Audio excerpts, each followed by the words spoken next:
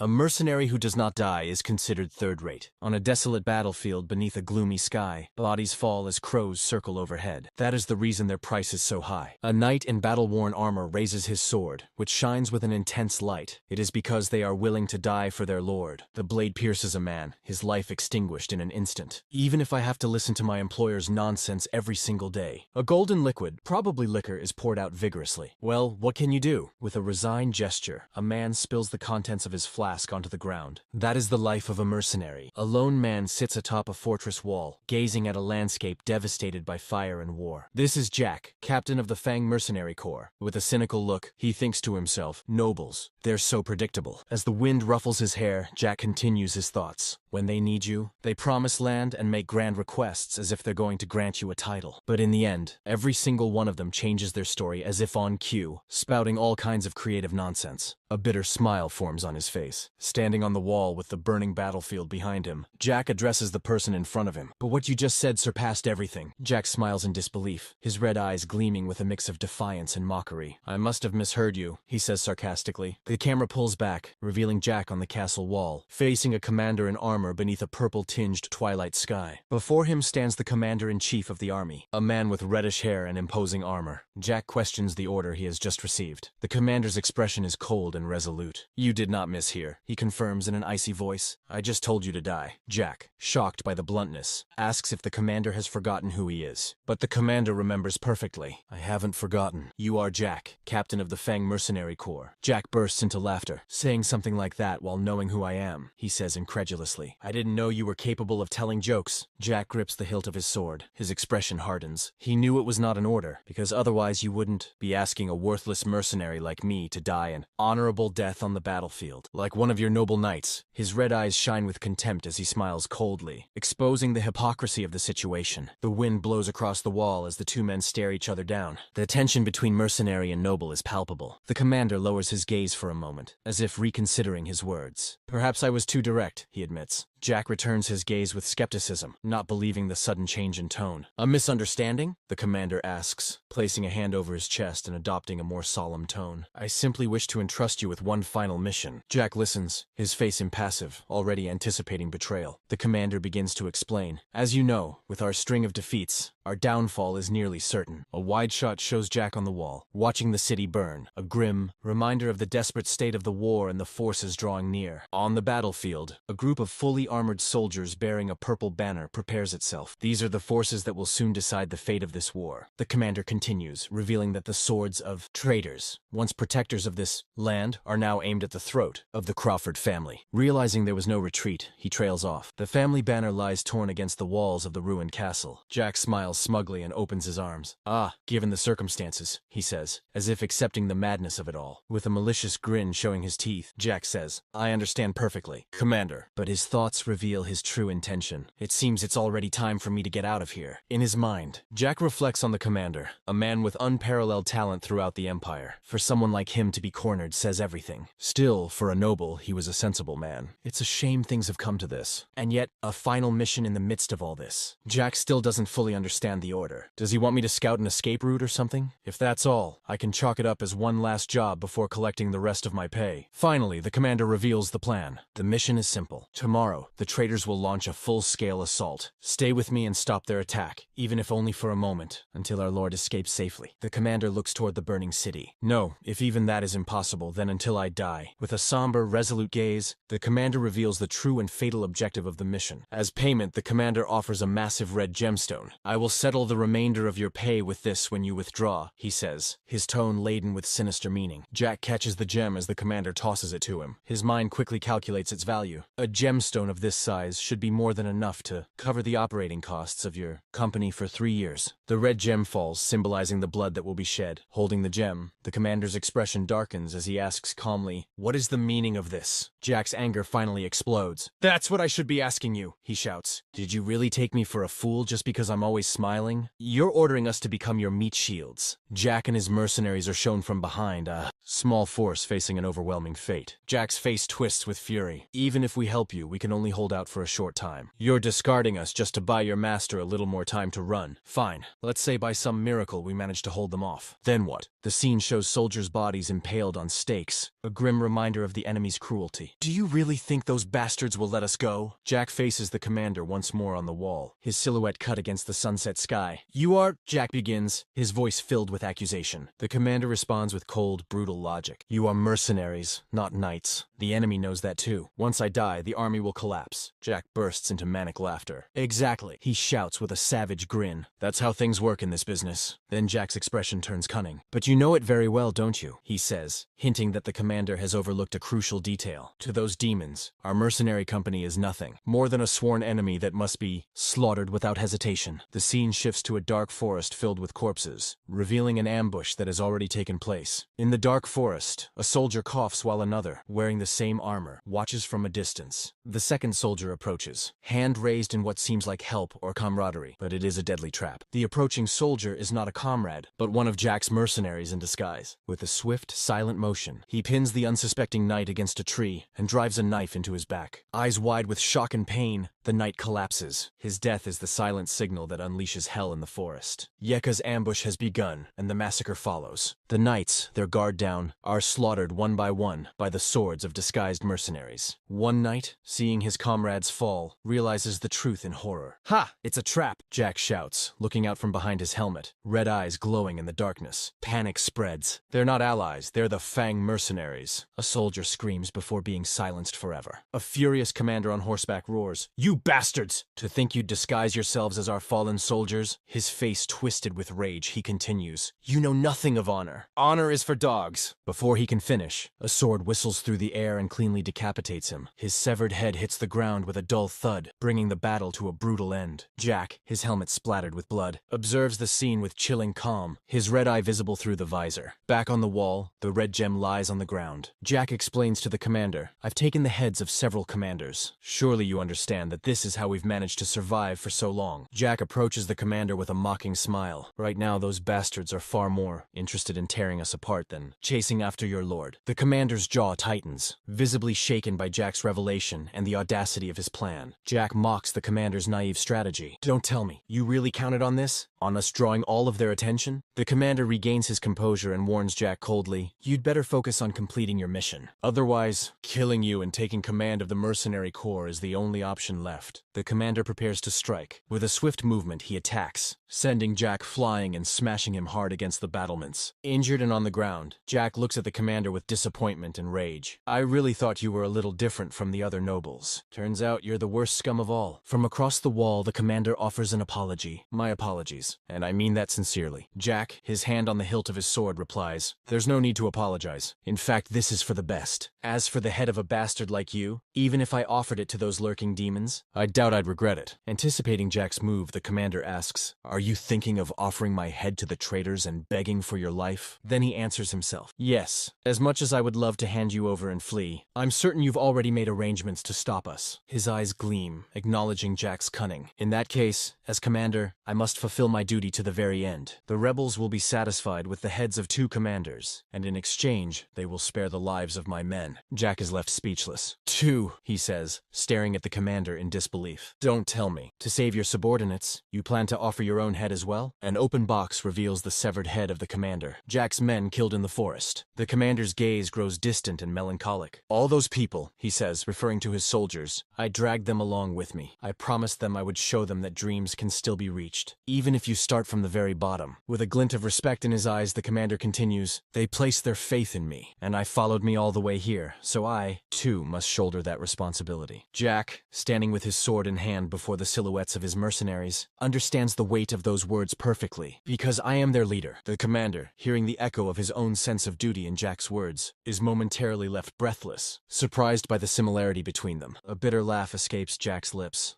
Yeah, that's right. Both of them are bound by loyalty to their men. That is the mark of a true leader, the commander thinks, gazing at the wall where their conflict reached its climax. "What a pity," the commander says, covering his mouth with his gauntlet. "If only it weren't for Crawford." With a look of deep and genuine regret, the commander voices his final wish. If only you had been my lord. Driven by duty, the commander lunges forward, his sword ready to deliver the final blow. Jack, already wounded, can only let out a cry of rage and pain as the commander's attack strikes him. The commander straightens solemnly, his duty fulfilled. As Jack's body lies motionless, his green eyes narrow with a mixture of determination and sorrow. He has done what he believed was necessary. His final plea echoes in the air. Do not forgive me, Jack. With a flash, the scene cuts, symbolizing the fatal strike. As life fades from his eyes, Jack thinks, I expected this outcome, but I never imagined the gap between us would be so great. His body is thrown backward by the force of the commander's final blow. As he falls, he reflects on the injustice of fate. This thing they call talent. Well, I suppose this is it. With one last satisfied smile, Jack finds peace. I told them to flee immediately if I didn't return by the appointed time, so I can die without worries. Blood drips onto the stone floor, marking the end of his life. After all, I was always prepared for an ending like this. Still, there is only one thing I wonder. His consciousness dissolves into darkness, surrounded by what seem like droplets of blood, or memories. If only I had been given the same opportunity as you. In the darkness, a distant, pleading voice calls out, Master, please. Jack's eyes slowly open. A blinding light floods everything. A voice insists, wake up. A young man lies in a luxurious bed while a servant leans over him. Jack, now in the body of a blonde youth, looks around in confusion. Who are you? He asks weakly. He raises a pale, delicate hand, adorned with lace, one he does not recognize as his own. Suddenly, the desperate young servant slaps him. Please, wake up! He shouts, his face filled with anguish. Jack's eyes snap open, startled by the impact. He feels the sting on his cheek. What? What is this? He thinks, completely disoriented. I just got slapped. Out of nowhere. What a bastard. His mercenary fury resurfaces, but it is interrupted by the servant's sobs. The young man with orange hair begs him desperately. Please, recover. The servant shouts the name that changes everything. Young Master Lucian! Jack sits upright in bed, his mercenary mind utterly lost in the luxurious bedroom and the unfamiliar name he has been given. His golden eyes widen in disbelief and confusion as his thoughts go blank. This is not his body. This is not his name. His entire world has been turned upside down. Lucian awakens in a lavish bed, feeling completely disoriented. Beside him, the young servant appears to be crying. In his mind, a single thought repeats wherever he looks. With panic on his face, he stares at his hands. Realizing something is terribly wrong, his thoughts race. He remembers his mercenary hands, rough, scarred, and full of blisters. What happened to them? He looks at his current hands. Not only are they clean, they are delicate, soft hands befitting a young noble, something he never had. As he gets out of bed, completely confused, the red-haired servant clings to the sheets, sobbing uncontrollably. Lucian understands nothing. Who is this guy? A moment ago, he almost killed him, and now he's crying his eyes out. The shock is too much, and Lucian collapses back onto the bed, overwhelmed. Seeing him move, the servant bursts into tears of joy, shouting in relief that the young master is alive. He thought he had died, and his heart nearly stopped. Hans, his personal attendant, drops to his knees. He murmurs that if something had happened to him, it wouldn't have been just his problem, but a great tragedy for the house. Lucian listens in disbelief. He has no idea what nonsense the servant is talking about. Young master, personal attendant, house. None of those words have anything to do with the life he knew. More than anything, he is certain of one thing. He died on that battlefield. It was a death no one could have survived. He touches his neck, finding it intact, and wonders how it is still attached to his head after being decapitated. A tense silence fills the room as Lucian processes the impossible reality of his situation, with Hans kneeling beside him. With a serious look, he begins to connect the dots. All the clues point to a single, shocking conclusion. At this moment, he has taken over the body of a complete stranger. He rises from the bed, determined. A mischievous smile forms on his face as he realizes his new opportunity, and it is no ordinary body. He looks into the mirror and discovers that he now possesses an incredibly handsome face. He examines himself from head to toe before an ornate mirror, while Hans watches from a distance, bewildered. He touches his reflection. At a glance, it is obvious that this elegant body belongs to a noble, and not just any noble, but one from a disgustingly wealthy family, judging by the luxury surrounding him. Lucian turns to Hans. First things first. He needs to gather more information. He clears his throat and addresses the servant. Look, Hans, I have something to ask you. Startled but eager, Hans assures him that he can ask anything. Lucian gets straight to the point with his first crucial question. What year is it? Hans, surprised, attributes the strange question to the effects of the medicine, thinking his master is still dazed. With a nervous smile, Hans answers that it is the year 846 of the imperial calendar. The answer leaves leaves Lucian in shock, unable to process what he has just heard. "What?"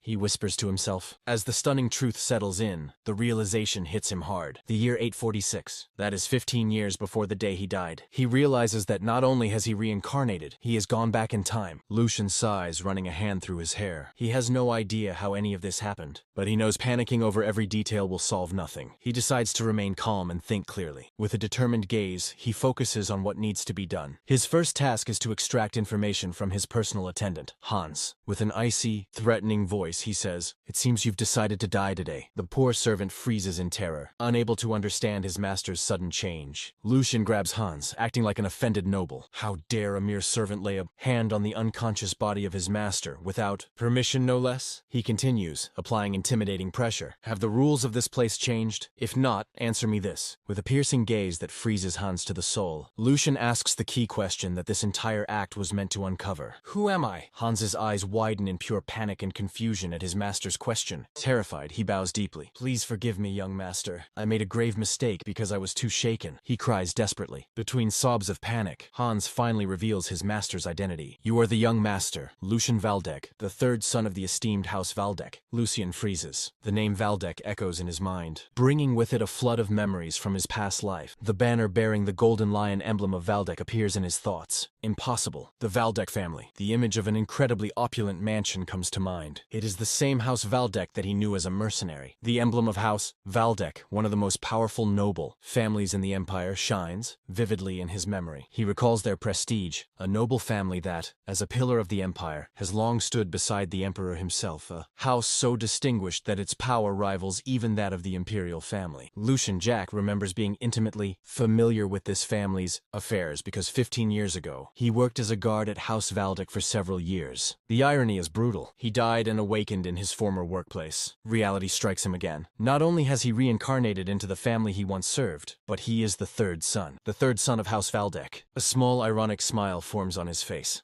This is ridiculous, he thinks to himself. He recalls his past life, his low social standing, being despised and humiliated by nobles who tossed coins at him like he was a dog. He remembers enduring every imaginable hardship, walking bloodied and alone through cemeteries filled with fallen comrades. And now, after all that suffering, he is given an opportunity, now of all times? The question echoes with a bitter taste of irony. He always wondered how high he might have risen if he had been given the same opportunities as others. Now it seems fate itself is giving him the chance to find out. The image of his former self shatters, and with it, the chains of his old life. He accepts his new reality with steely resolve, making a vow to fate. "Very well, if this is the opportunity you're giving me, then keep your eyes open and watch." With renewed determination, Lucian opens the door to his room, ready to face his new life. He steps onto a balcony bathed in sunlight, a symbolic new beginning for his second chance at life. With a confident smile, he promises himself and the world, "Just watch how high I can climb, and what kind of life I'll live." The camera pulls back to reveal the magnificence of the Waldeck estate, a palace that dwarfs anything he has ever known. Now dressed in noble attire, he walks through the opulent corridors alongside Hans. He thinks to himself that, as expected of the Waldeck estate, the luxury is overwhelming. He has been to many places as a mercenary, but this is by far the most extravagant and ostentatious place he has ever seen. As he observes the other servants, he realizes that this is the place he will have to get used to, and quickly. However, his sharp mercenary instincts notice something strange in the atmosphere. He realizes that ever since he left his room, all the servants have been staring at him oddly, whispering among themselves. "Is that really young Master Lucian?" Some murmur in surprise. He finally came out. "How long has it been?" Shock is evident on their faces. Lucian feels the weight of the household staff's gazes, watching him from the shadows with curiosity and unease. He turns to Hans and asks whether it's just his imagination, or if the atmosphere feels strange. Hans explains that it's natural, since the young master locked himself away and saw no one but him for a year and 2 months. The revelation comes as accompanied by a grim image of the original. Lucian lying collapsed on the floor of a dark room stained red. Lucian cannot understand it. Locked away for more than a year. He wonders what could possibly be lacking for the son of a duke to behave in such a self-destructive way. He reflects that, even without understanding the logic of nobles, it should have been impossible for Lucian to act so freely in a household this strict, especially considering the head of the family, Archduke Sigmund, a giant of a man who protected the empire with unshakable principles and convictions. convictions. Lucian knows there is no way. A man like the Archduke would allow his own son to waste away in a corner. The image shows the Archduke watching a bedridden Lucian. Lucian reaches a logical conclusion. Either Lucian was such a troublemaker that he was on the verge of being disinherited, or there was a reason compelling enough for the Archduke to turn a blind eye. He decides that until he uncovers the truth, he must avoid the Archduke at all costs. But at that very moment, a figure blocks his path. An older man approaches. "So it seems the reports of your complete recovery were true," he says in a calm voice. Hans and Lucian stop in surprise. It is the chief butler, a gray-haired man with a gentle smile, who expresses his immense joy at seeing the young master's face after a full year. He addresses him formally. "Young Master Lucian." The butler asks whether he is having any difficulty moving. Lucian recognizes him as a member of the household, while Hans trembles visibly at his side. A profile introduces this new character, the chief butler, Edwin. Although he arrived at the mansion as a hostage from an enemy family, his exceptional talents were recognized, and he was placed in charge of all domestic affairs. The most important revelation about Edwin is that despite his kind smile and green eyes, he is the right-hand man of Archduke Sigmund. Lucian looks at him and curses his luck. This is bad. He has run into one of the last people he wanted to see. He knows that a man as sharp as Edwin would immediately notice the manners of someone from the streets. Lucian thinks quickly. His only saving grace is that the chief butler likely has not seen Lucian for an entire year. There is no recent point of comparison. In that case, his mercenary cunning offers a solution. He will have to imitate the most noble person he knows, based on years of observation. With a perfectly practiced smile, he addresses the butler. "Thank you for your concern, Chief Butler Edwin." Putting on his performance, he adopts a charming posture. "I've improved greatly thanks to you," he says, playing the role of a grateful young noble perfectly. He justifies his sudden appearance. "Since I've been shut away all this time, I came out to assess the state of the family," he adds flirtatiously. "To think I would run into you. The gods must be smiling on me." Cleverly, he turns the conversation back to Edwin. "So I trust the family has been well, yes?" Edwin watches him silently for a moment, evaluating him. Then Edwin replies with a courteous smile. "Yes, young master. House Valdek is as strong as ever, and it is a relief to see that you two are well." Lucian laughs inwardly in relief. "Haha, come to think of it, how could there be any problem with you here?" Internally, he concludes that Edwin does not seem suspicious. Believing he has passed the test, he decides to withdraw. "It seems I worried for nothing," he says as he turns away. "Well then, I'll take my leave in peace. It's my first time out in a while, and I'm exhausted." But Edwin's voice stops him cold. "Forgive my bluntness, young master, but I must ask you to delay your return." Lucian's blood runs cold. His escape plan has failed. With a serious expression, Edwin delivers the news Lucian feared most. "Archduke Sigmund wishes to see you immediately, young master." Lucian slowly turns around, panic reflected in his eyes. The very person he had decided to avoid at all costs. The scene shifts to a vast, imposing office. Lucian stands alone before the enormous desk of his father. Seated in a chair that resembles a throne is Archduke Sigmund, an imposing man wearing a mask that conceals part of his face. The silence is heavy as he calls out to his son, "Young master." Lucian stands rigid and motionless, before the most powerful man he has ever known, his new father. The Archduke speaks, his voice echoing through the room. "I will ask you a question, Lucian Valdek." Lucian's face tightens in fear, cold sweat forming under his father's gaze. The Archduke leans forward. His visible eye gleams with a menacing light as he asks the most terrifying question Lucian could have imagined. "How are you still alive?"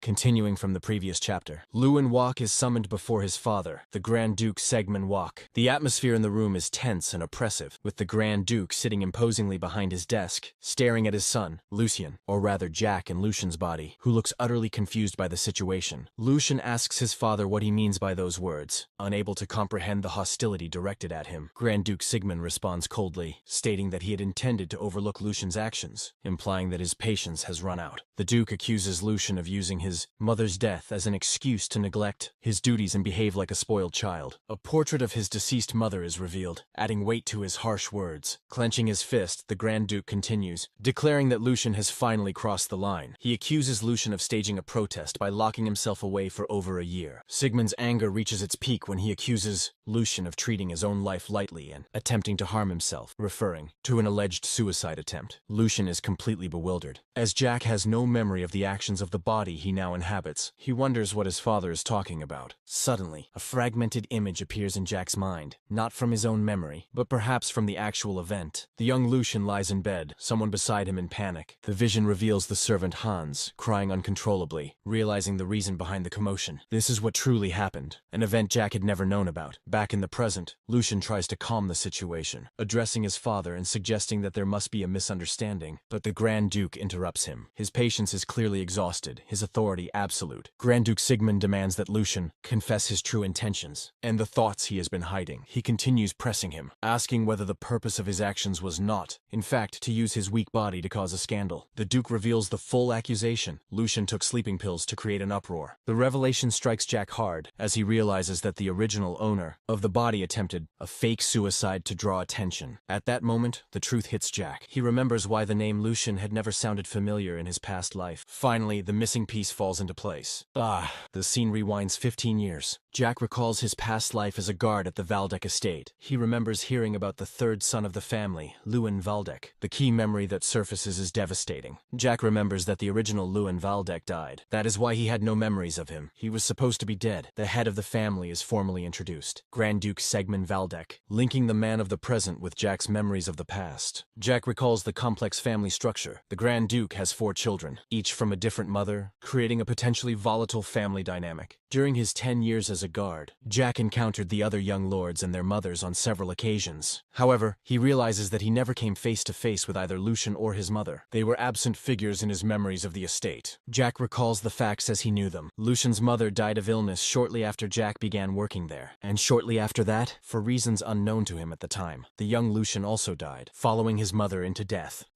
Back in the present, Jack's mind races. He realizes that the story he had always assumed, that mother and son were simply ill, was a facade. There was a hidden reason behind their deaths. Jack now understands the immense pressure the original young Lucian must have endured. The death of his mother, combined with his precarious position within the family, became a burden far too heavy for his young age. Thus, the truth is fully revealed. In a desperate attempt to gain even a sliver of his father's attention, the fragile Lucian took a nearly lethal dose of sleeping pills. It was not an act meant to end his life, but a cry for help that tragically led to fatal consequences. Jack's internal monologue continues, uncovering the grim reality. During his year-long seclusion, the weakened body of the original Lucian could not withstand the effects of the drug he took to draw attention. The result was a fatal accident. The young Lucian simply died there, a silent, unintended end to his desperate plea for help. With this new understanding, Jack realizes the complexity of the situation. He thinks that the Grand Duke's harsh reprimand, though severe toward a son he had not seen in a year, now makes sense. From the Grand Duke's perspective, such rage is natural. After all, his son had toyed with his own life, pushing his father to the brink of despair. Jack reasons that regardless of his title, Sigmund is first and foremost a father whose child stood on the edge of death. His inner fury must be immense. However, with iron determination, Jack decides that this is not the time to be considerate of others' feelings. His own survival is at stake. He stands on the edge of a precipice. He recalls the Duke's last words, recognizing them as a final ultimatum. One wrong move could ruin everything. He feels immense pressure, as if the ground beneath his feet is cracking. His golden future, this second chance at life, hangs by a thread. The risks are enormous. If he gives an answer that fails to satisfy the Grand Duke, his fate could be grim. He imagines the possible punishments: being sent as a priest to a remote monastery, forced to renounce the secular world forever, or worse, being dragged to a harsh northern territory, condemned to a life of suffering, battling cold and beasts for the rest of his days. Jack vehemently rejects those futures. This new life was hard-earned, obtained, even after having his head cut off in his previous life. He will not waste it. With a defiant smile, he asks himself whether he will allow the personal affairs of another family, the tragedy of the original Lucian, to ruin this precious future. Having made his decision, Lucian addresses his father. He begins by saying that he will speak, as he was asked to do. First, he apologizes for staining the name of Valdek with his foolishness, and for causing his father great worry. With a bow of his head and a hand over his heart, he offers his sincerest apologies, adopting an appearance of remorse and respect. While meanwhile, the head butler, Edwin, watches in silence, surprised by the sudden change in the young master's behavior. Lucian continues, declaring that the fault is his alone with no excuses, and that he will accept whatever punishment his father chooses to impose. But then he changes tactics. He argues that saying this now will change nothing, and therefore this is the moment to look forward. He boldly asks his father whether it would not be right to rejoice wholeheartedly, celebrating the fact that his son, whom he believed lost, is still alive. The Grand Duke appears taken aback by the sudden turn, repeating Lucian's words, "What has happened has happened. It is irreversible." Lucian steps forward with confidence, arguing that instead of tying the life that was saved from the brink of death to the past any longer, he should move on. He brings his heels together with newly found determination, ready to declare his new purpose. With a clear and steady voice, he proclaims, "I intend to live diligently for the future that awaits me." With a sly smile, he makes his bold request. I ask you not as the Grand Duke, but as a father. Please, offer me just a single word of encouragement. The Grand Duke, Sigmund listens with a hardened expression. As Lucian presents his final and most manipulative argument, Lucian claims that it is a father's duty to willingly embrace a child who sincerely repents, appealing directly to the bond between parent and child above status and duty. He concludes by framing his audacious request, not as insolence, but as the sacred duty that binds a father and son under the laws of heaven. The head butler Edwin is completely stunned by the scene unfolding before him. Incredible, he thinks to himself, unable to process the change in the young master. Edwin had sensed that Lucian's aura had changed, but this far exceeded his expectations. He remembers Lucian from the past as a child who was always cowering in fear and anxiety. The person now standing confidently before the Duke is unrecognizable. In disbelief, Edwin wonders if this truly is the young Master Lucian. The transformation is so drastic that he doubts his own eyes. A tense silence fills the room as the Grand Duke processes his son's words. The tension is palpable. Lucian waits, his heart pounding, watching his father for any sign of how he will proceed. At last, the Grand Duke breaks the silence, his voice filled with feigned anger. "How dare you?" he begins, raising his voice as if to lecture him on the duties of a father. But then a faint smile forms on his lips, breaking his severe facade. The Duke leans back, a chuckle of amusement in his voice. "I've lived long enough to have seen it all," he remarks, more entertained than angry by his son's audacity. Internally, Lucian lets out a sigh of relief. His gambit has worked. He can barely contain his joy. Sweat from the tension drips down his forehead as the realization of success washes over him. It worked, he thinks, his heart racing. Reflecting on his strategy, he knows that a clumsy apology would have been useless. Confronting him boldly was the only answer. This was the Grand Duke Waldeck that Jack remembered from his previous life, a man who valued the spirit of a wild dog that knows how to bite more than that, of a rat tiptoeing on eggshells. His bold move was calculated to appeal to his father's true nature. The Grand Duke comments dryly, "It seems you've learned to be quite shameless after returning from the dead," acknowledging both Lucian's audacity and the seriousness of his recent condition. "Very well," the Duke says, conceding. "Since you yourself mentioned diligence, I'll ask you first." He asks him directly, "Lucian Waldeck, what do you intend to do from now on?" Having won this battle, Lucian replies that first of all he will fix his broken body. A flash of his past life passes through him, the image of his former self, a powerful mercenary at the peak of his strength, recalling the feeling of a sword in his hands, gleaming with power. That is the self he aspires to return to. The vision of his battle-hardened, former self contrasts sharply with his current state, fueling his determination. Back in the present, he declares his next intention. "I intend to properly learn the sword." The Duke is surprised. "The sword?" he asks skeptically. Lucian confirms, acknowledging that he first needs to resolve the problem of his paper doll body. He adds casually that if he eats and sleeps diligently, it will somehow work out. The Duke watches him in silence, processing the bold declaration. Finally, a smile spreads across the Grand Duke's face. "You certainly have a way with words," he admits, granting his son the verbal victory. Intrigued, the Grand Duke decides to test Lucian, to see whether his bold words are merely a bluff or if there is truly new determination behind them. As a first sign of his decision, the Duke turns to his butler, Edwin, and orders, "Butler, give him that again." Edwin smiles inwardly, thinking that rather than a few hollow words, this would be far more useful to the young master in his current condition. Lucian, on the other hand, is utterly confused, a bead of sweat running down his forehead as he wonders what that could be. Edwin bows and confirms the order. "Understood, my lord. I will process it so it is available immediately." Back in his room, Lucian remains perplexed.